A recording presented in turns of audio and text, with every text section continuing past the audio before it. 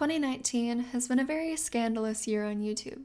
It seems like every week there's an influencer who's been caught scamming, manipulating, or lying to their audience, followed by the infamous YouTuber apology video where they never really own up to their actions and just play the victim. From beauty blogger Jaclyn Hill claiming that her lipsticks are not hazardous after people found hair and mold in them, to health and fitness YouTuber Rawvana selling a weight loss ebook for over a year while hiding that she was actually experiencing multiple health problems due to her unhealthy diet, no side of the internet is left untouched by people who care more about money and their own reputation than their viewers' safety and well-being. With the rising popularity in drama channels and others who discuss problems on the internet, larger creators aren't getting let off as easily when doing shady stuff like they may have been a couple years ago. But despite this, we see influencer after influencer refuse to take responsibility for their actions. This is something that obviously happens offline as well, but why does it seem to be almost the norm when it comes to social media creators? Why has it become so shocking to see an influencer admitting their mistakes for once? While I've never been in a scandal, I do think being an influencer gives me a little bit of an inside perspective into what might go on in these people's minds. So I want to share what I have to say on the topic, and you can let me know your thoughts down below. Let's start out with some examples. Earlier this year, fitness influencer Brittany Dawn was called out for marketing her fitness and nutrition programs as personalized, when in reality, everyone was getting the same exact thing. Her response only made people more upset. Not everyone was refunded, and those who were only got partial refunds and had to sign a non-disclosure agreement if they wanted any of their money back. While everyone makes mistakes, I don't think most of us could imagine making a mistake, like scamming people for money, especially when this went on for years. That's not something you do on accident. That's something you do on purpose in order to create more profit for yourself.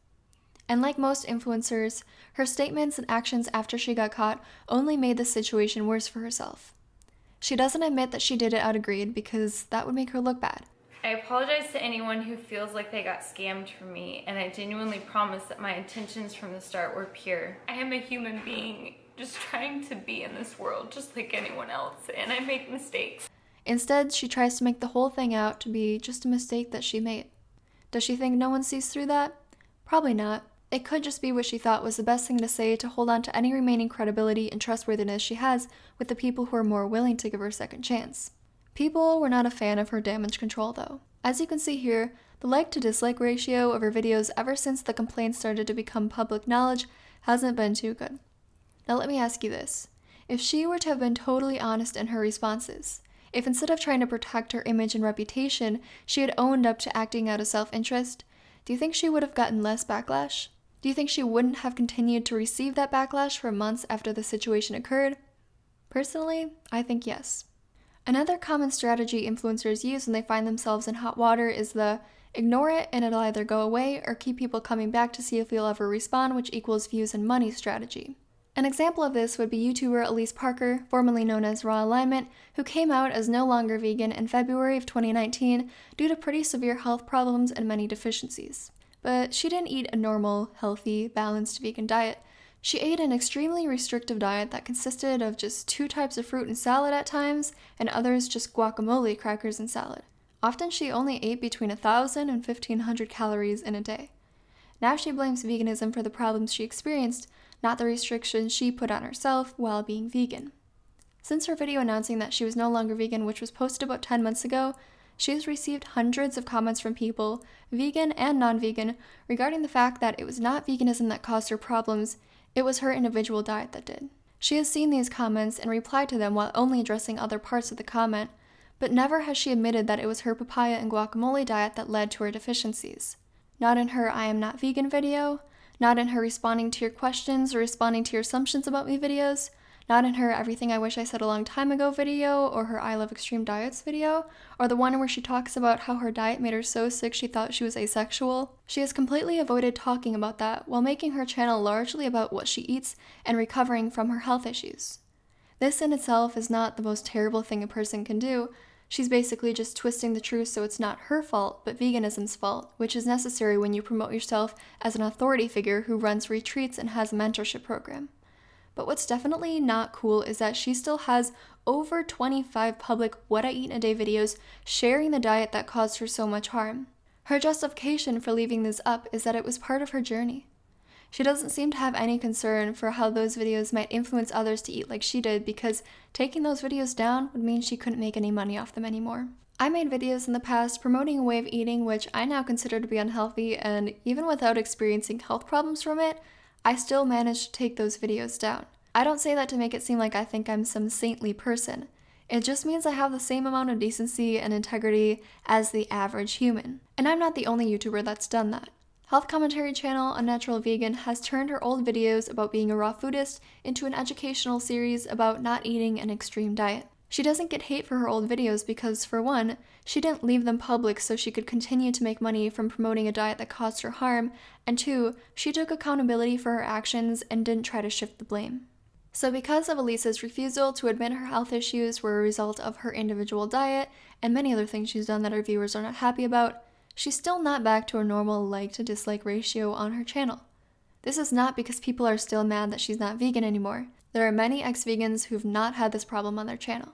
This is because she's had yet to take accountability for her actions. Now let's look at an example of an influencer who addressed criticism they'd be receiving in a responsible and honest way. YouTuber Haley Pham, who was previously known for her down-to-earth, relatable content, has recently been called out for losing her relatability and becoming entitled.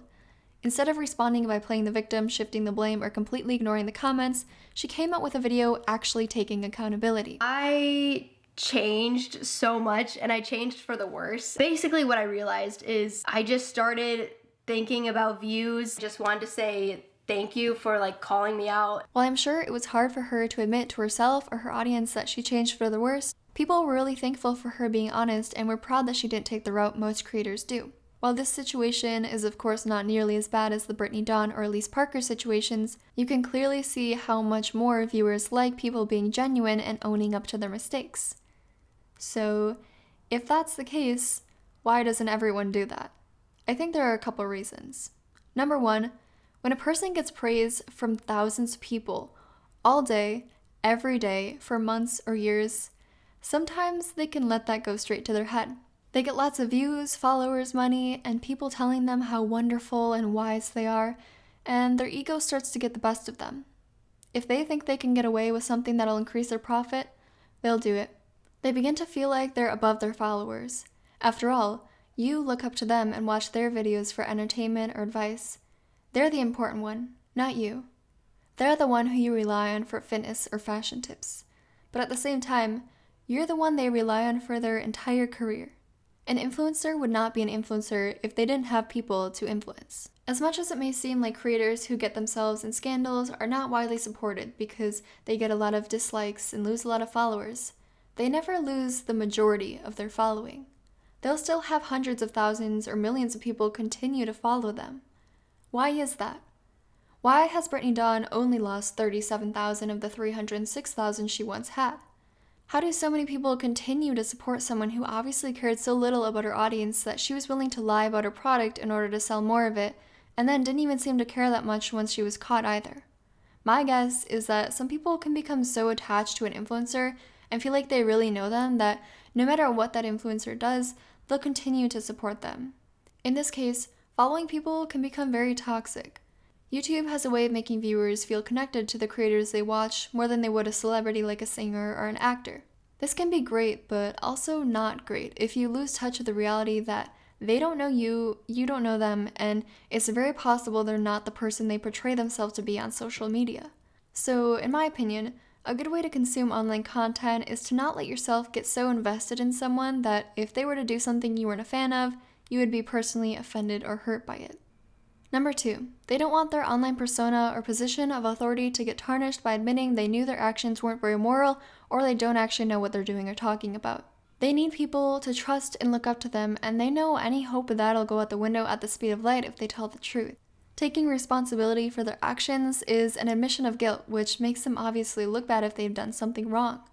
By lying or twisting the truth, they can remain the good guy in the eyes of their biggest fans, someone who just made a mistake or is being attacked by the internet for no good reason. Then they can take the constructive criticism and hate they get and categorize it all as hate to garner sympathy and make people feel bad for them, which shifts the attention off what they did. You disagree with them? Hate. You catch them in a lie? Hate. You ask them why they haven't addressed anything yet? Hate. All the valid criticism that people comment is disregarded. Personally, I don't think anyone should receive hate for anything they do online. It's unproductive and never brings about anything positive. No one responds well to being torn apart or told to go kill themselves.